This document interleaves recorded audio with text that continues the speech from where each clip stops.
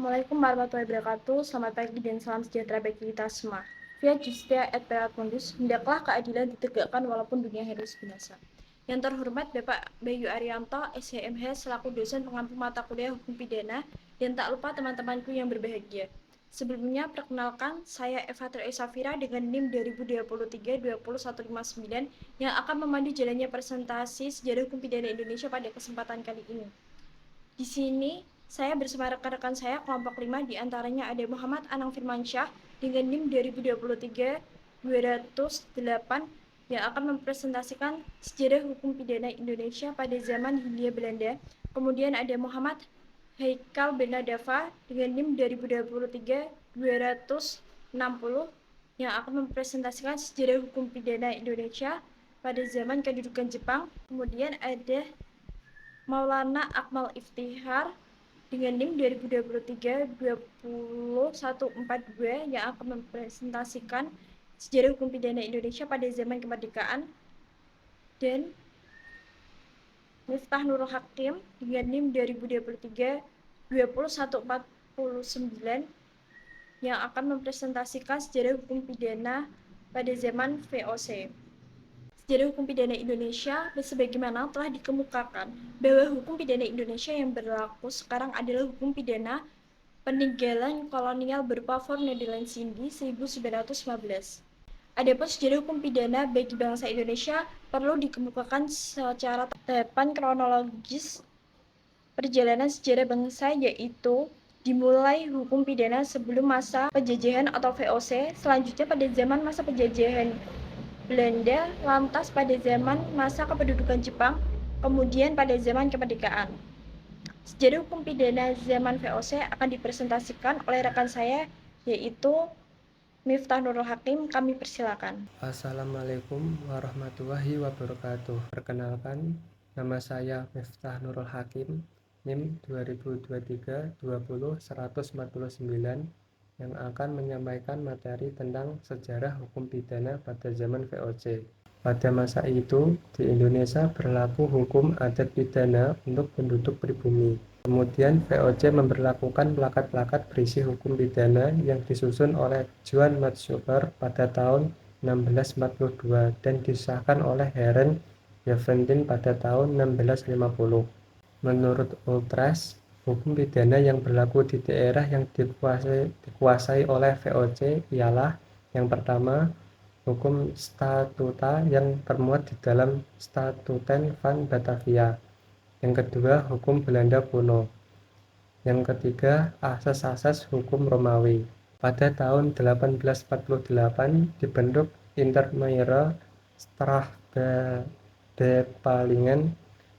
Lalu pada tahun 1866 muncul kodifikasi sistematis dan berlaku 2 KUHP di Indonesia, yaitu yang pertama Het Wetboek van Strafrecht voor Europeanen Stadwet 1866 nomor 55 yang berlaku bagi golongan Eropa mulai 1 Januari 1867.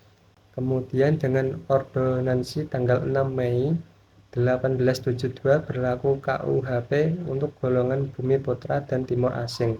Yang kedua, Het Wetboek van Strafrecht voor Inland in Diamede Gelijkgestelde Stadwet 1872 nomor 85 mulai berlaku pada 1 Januari 1873. Terima kasih. Perkenalkan, nama saya Muhammad Anang Firmansyah dari kelas C dengan NIM 2023-20008. Kali ini saya akan mempresentasikan hukum pidana pada zaman Hindia Belanda. Pada Konvensi London 13 Agustus 1814, bekas koloni Belanda dikembalikan kepada Belanda lagi dengan Rijksreglement 1815 dengan tambahan Suppletoire Instructies 3 September 1815. Maka hukum dasar kolonial tercipta.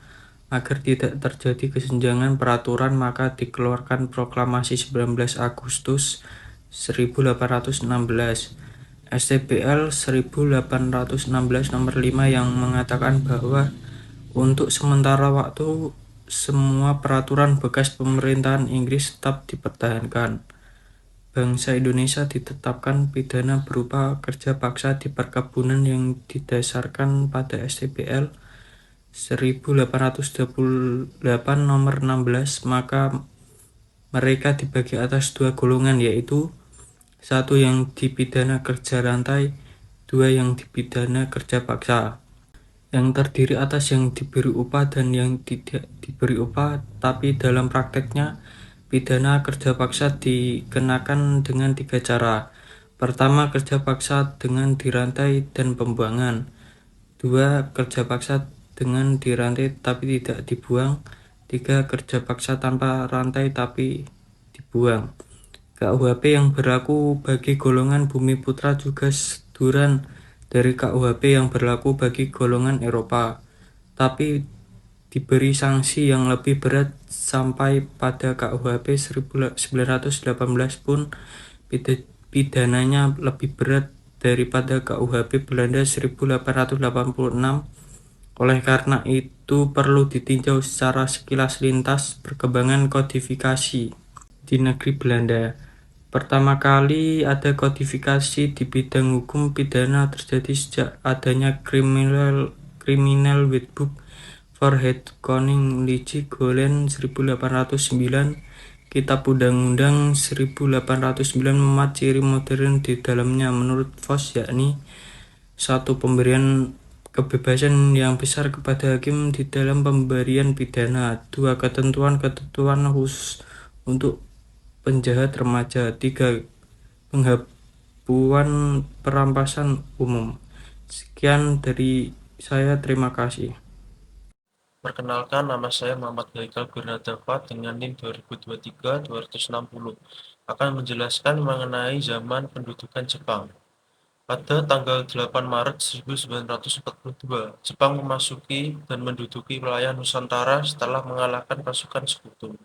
Berlangsung selama 3,5 tahun, Jepang di Indonesia mempunyai pengaruh yang sangat besar terhadap dinamika aturan hukum pidana di Indonesia. Pada tahun 1942, pemerintahan Jepang memberlakukan kembali peraturan zaman Belanda dengan dasar Bunserai melalui Osamu Serai. Pemerintahan militer Jepang mengeluarkan Osamu Serai nomor 1 tahun 1942 yang mengatur antara lain perihal badan-badan pemerintahan, hukum, dan pengakuan terhadap peraturan perundang-undangan yang berlaku pada masa kolonial Belanda sepanjang tidak bertentangan dengan pemerintahan militer. Oleh sebab itu, Wetboek van Strafrecht voor Nederlands Indie 1915 peninggalan Belanda masih tetap berlaku.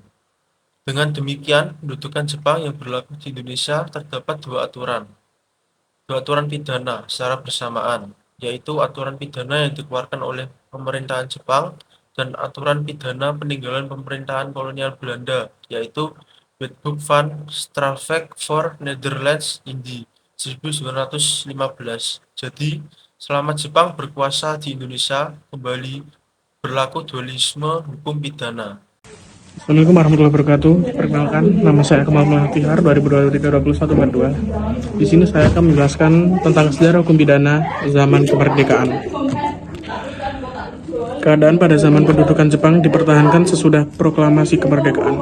Pasal 2 Aturan Peradilan UUD 1945 berlaku tanggal 18 Agustus 1945 untuk memperkuat aturan peradilan tersebut, maka Presiden mengeluarkan peraturan tanggal 10 Oktober 1945 yang dinamakan Peraturan Nomor 2.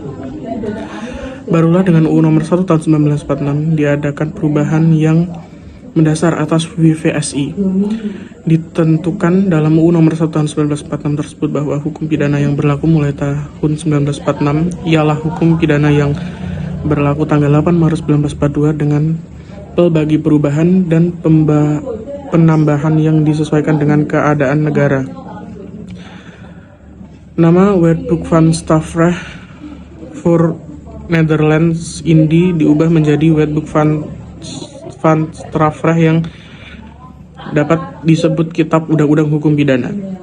Pada tahun 1945 sampai 1949, kembali ke Indonesia yang menduduki beberapa wilayah-wilayah yang diduduki Belanda, yaitu de facto tidak diberikan UU nomor 1 tahun 1946. Kecuali untuk wilayah Sumatera yang diduduki Belanda sesudah agresi militer 1 ditetapkan bahwa peraturan lama masih tetap berlaku. Daerah yang diduduki Belanda tersebut diberlakukan Wetboek van Strafrecht voor Nederlands Indie yang diubah namanya menjadi Wetboek van Strafrecht voor Indonesia berdasarkan Ordonansi tanggal 21 September 1948 sampai dengan 1948 nomor 224 mulai berlaku tanggal 22 September 1948 dan semua kata Netherlands Indie di dalam WVS diganti dengan Indonesia.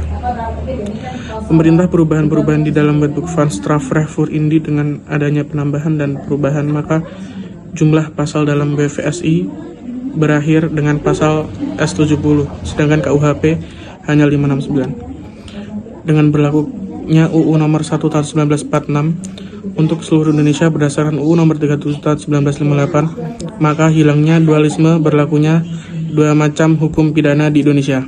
Sekian dari saya, terima kasih.